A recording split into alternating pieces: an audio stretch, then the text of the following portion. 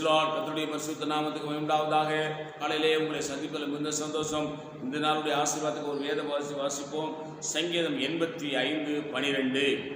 கர்த்தர் நன்மையானதை தருவார், நம்முடைய தேசமும் தன் பலனை கொடுக்கும். அல்லேலூயா. கர்த்தர் நன்மையானதை தருவாராம்.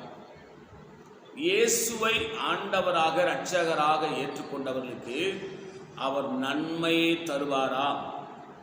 அவருடைய தேசம் தன் பலனை கொடுக்கும்.